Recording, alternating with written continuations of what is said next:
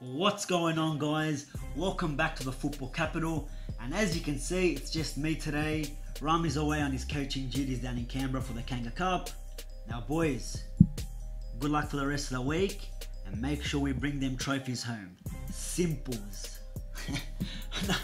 Alright guys, look, on today's show I just want to do a quick wrap up of the weekend's games, which were the quarterfinals.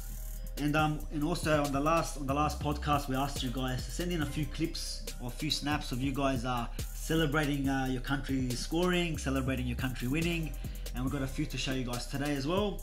Now, first game of the quarterfinals, Uruguay-France, and I think this game kind of gave us what we already expected. Uruguay playing a bit defensive and France having most of the ball. Now I think in the first half they kind of matched each other. I think Torreira was probably Uruguay's best player and he played really well in the base of their midfield. And look, I think they really missed Cavani in this game. Yeah, I think Christian Stuani, look, he doesn't really offer the same as Cavani. Obviously, he doesn't have the same pace. So you seen him come and drop in a bit deeper, trying to receive the ball. And then when Uruguay did have the ball, they had no target up front. But I think France were pretty comfortable in this game for most of it.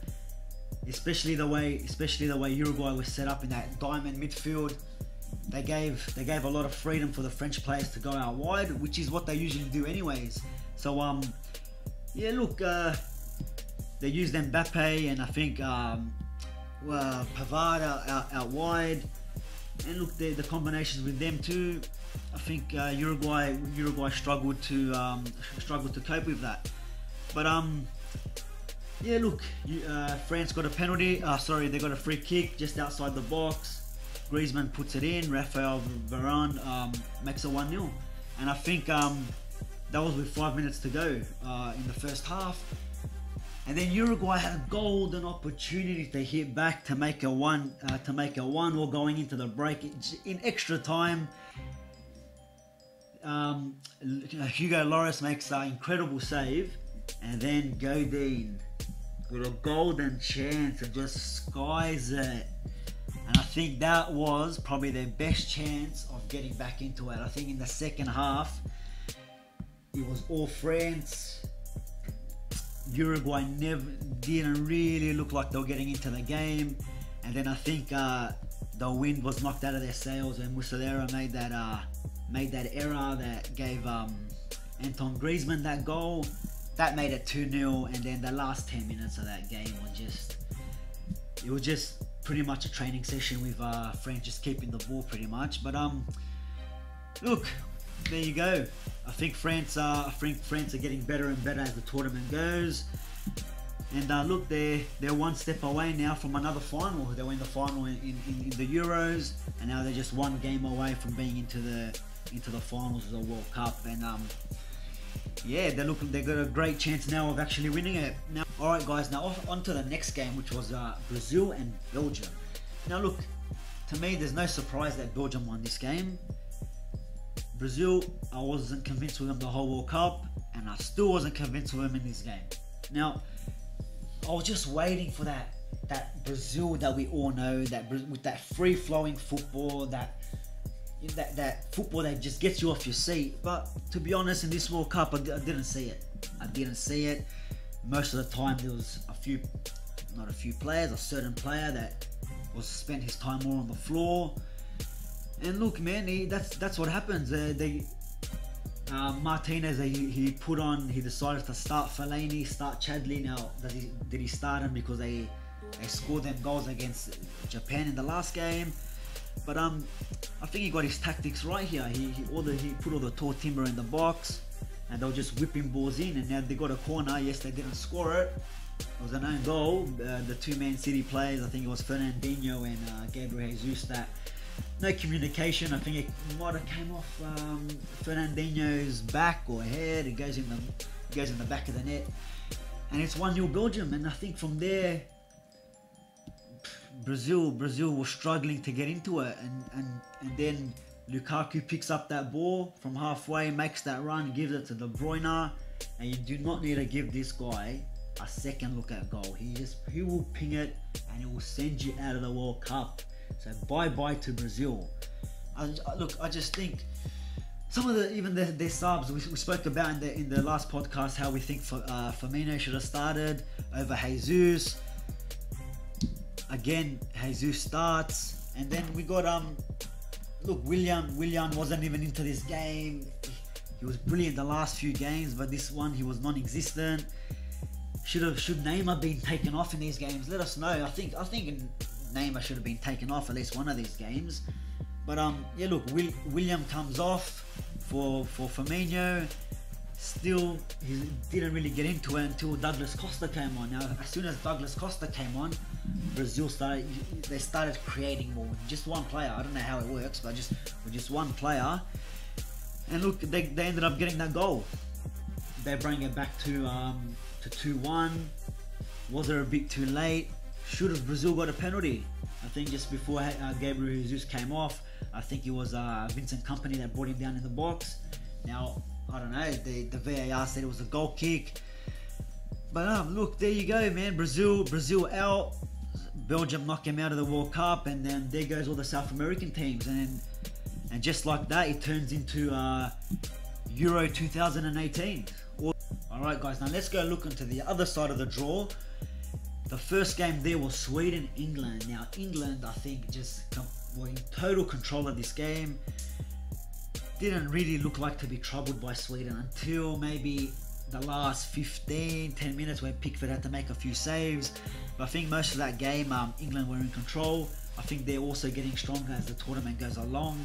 And I think a lot of people are underestimating England, and that they've had an easy run and wait till they verse someone harder.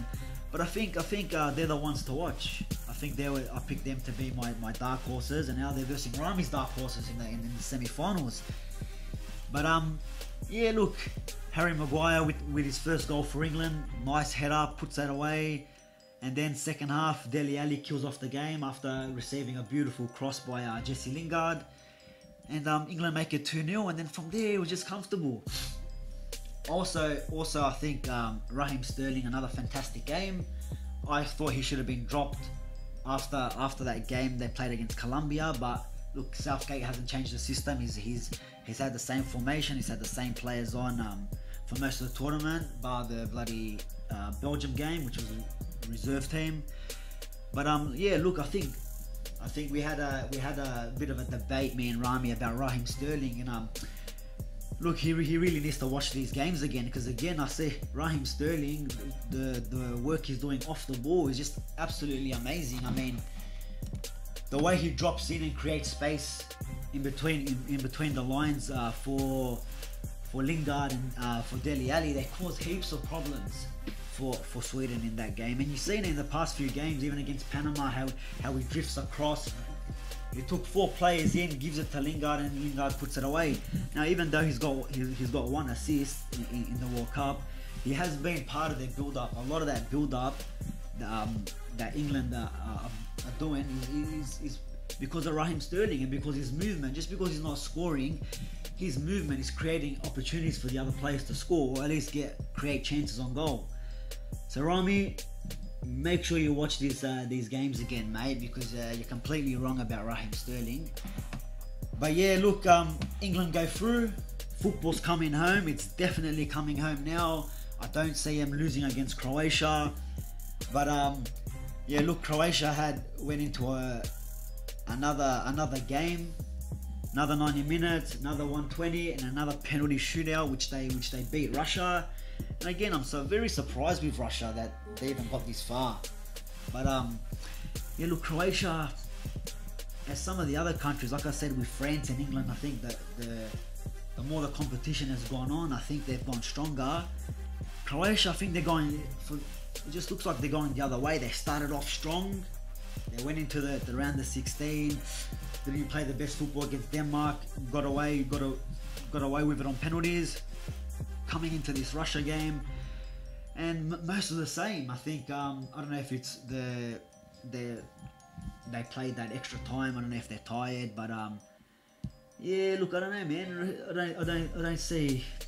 They didn't look like the Croatia that were in the group stages where they played that brilliant football.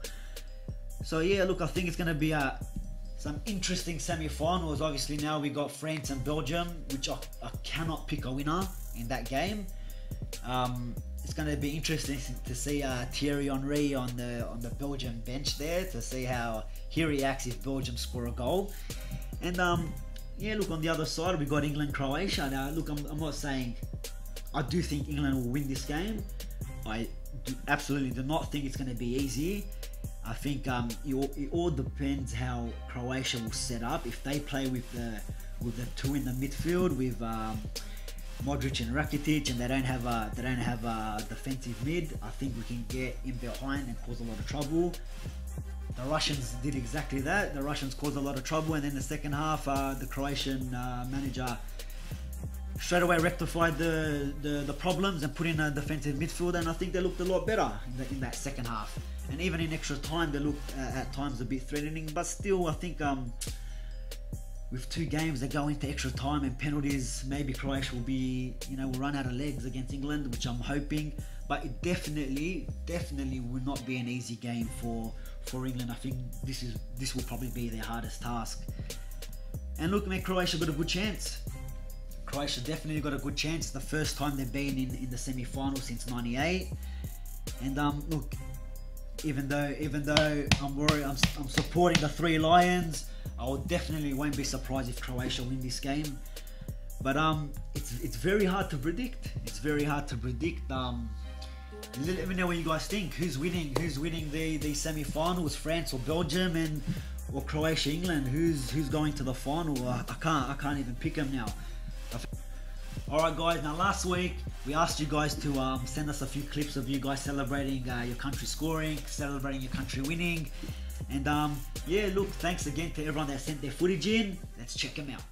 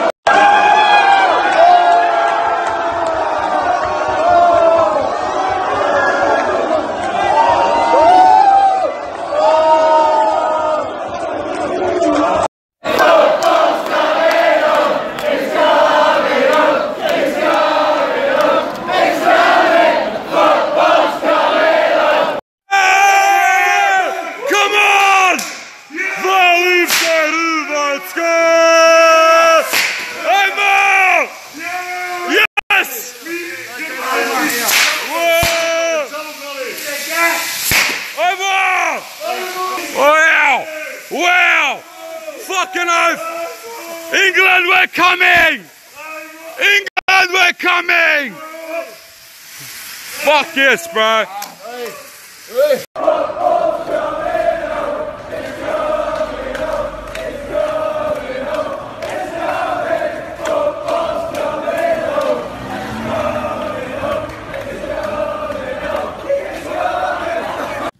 There you go. Unbelievable scenes there. That's Croatia winning a quarter-final. Now, if they win the final, I can't imagine what's going to go down. Someone call the fire brigade.